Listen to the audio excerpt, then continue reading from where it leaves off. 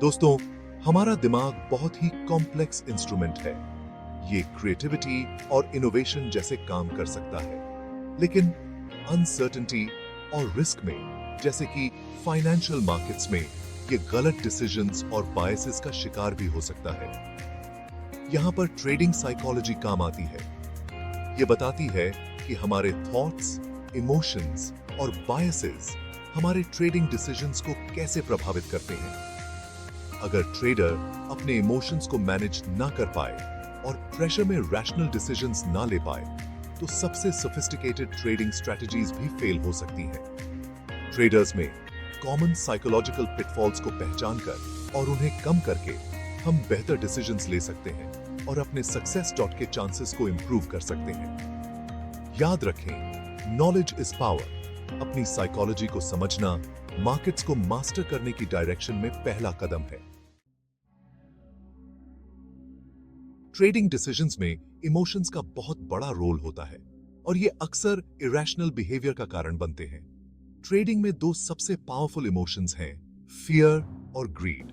Fear की वजह से ट्रेडर्स जल्दी सेल कर देते हैं और पोटेंशियल प्रॉफिट्स गंवा देते हैं। दूसरी तरफ ग्रीड ट्रेडर्स को पोजीशंस को ज्यादा देर तक होल्ड कराता है और वो और ज्यादा गेन्स की उम्मीद करते हैं, तब भी जब मार्केट डाउनटर्न का सिग्नल दे रहा हो। ये इमोशनल रिएक्शंस अक्सर हमारे नेचुरल इंस्टिंक्ट की वजह से होते हैं, पेन, लॉस से बचने और प्लेजर, प्रॉफिट पाने के लिए। हालांकि ट्रेडिंग में ये इंस्टिंक्ट्स नुकसानदेह हो सकते हैं। रैशनल ट्रेडिंग डिसीजंस लेने के लिए फियर और ग्रीड को पहचानना और मैनेज करना बहुत जरूरी है। कॉम्प्लेक्स डिसीजंस को सिंप्लीफाई करने के लिए हमारा दिमाग मेंटल शॉर्टकट्स का यूज करता है, जिन्हें ह्यूरिस्टिक्स कहते हैं। ये शॉर्टकट्स ट्रेडिंग में बायसेस और एरर्स इन जजमेंट का कारण बन सकते हैं। एक कॉमन बायस है कॉन्फर्मेशन बायस, जहां हम ऐसी इंफॉर्मेशन ढूंढते हैं जो हमारे एग्जिस्टिंग बिलीफ्स को कंफर्म करे। फॉर इंस्टेंस, एक ट्रेडर सिर्फ ऐसी न्यूज पर फोकस करेगा जो उसके व्यू को सपोर्ट करे। एक और कॉमन बायस है एंकरिंग बायस, जहां हम पहली इंफॉर्मेशन पर बहुत ज्यादा रिलाई करते हैं। ये बायसेस हमारे ट्रेडिंग डिसीजंस को बहुत ज्यादा प्रभावित कर सकते हैं। Section 4, mastering your emotions, strategies for success. Successful trading के लिए अपनी इमोशंस को मास्टर करना बहुत जरूरी है। एक इफेक्टिव स्ट्रेटजी है ट्रेडिंग प्लान बनाना और उस पर स्टिक करना।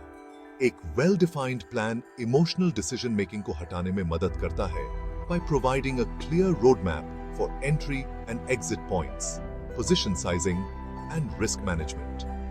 ट्रेडिंग करते समय अपने इमोशनल स्टेट पर ध्यान दें। अगर आपको लगता है कि आप बहुत ज्यादा एंग्शियस या एक्साइटेड हैं, तो ये एक साइन हो सकता है स्टेप बैक लेने का और ब्रेक लेने का। फाइनली, एक ट्रेडिंग जर्नल रखना बहुत हेल्पफुल हो सकता है। Section 5, The importance of discipline and patience. Discipline और patience. Successful trading के लिए बहुत जरूरी ट्रेड्स हैं। मार्केट हमेशा प्रिडिक्टेबल तरीके से मूव नहीं करता है, and even the best laid plans can go awry.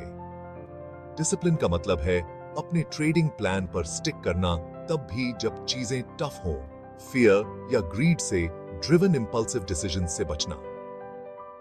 Patience dot का मतलब है सही अपॉर्चुनिटीज का वेट करना, बजाय हर पोटेंशियल ट्रेड के पीछे भागने के। डिसिप्लिन और पेशेंस डॉट को कल्टीवेट करके आप रैशनल डिसीजंस ले सकते हैं, रिस्क को इफेक्टिवली मैनेज कर सकते हैं और मार्केट्स में अपने लॉन्ग टर्म सक्सेस डॉट के चांसेस को बढ़ा सकते हैं।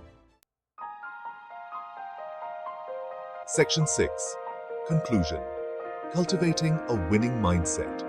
ट्रेडिंग की साइकोलॉजी को समझना उतना ही क्रूशियल है जितना मार्केट्स को समझना। हमारे इमोशंस और बायसेस हमारे ट्रेडिंग डिसीजंस को इन्फ्लुएंस कर सकते हैं और ये कॉस्टली मिस्टेक्स का कारण बनते हैं। इन पिटफॉल्स को पहचानकर और स्ट्रेटजीज इंप्लीमेंट करके हम अपनी ट्रेडिंग परफॉर्मेंस को इंप्रूव कर सकते हैं।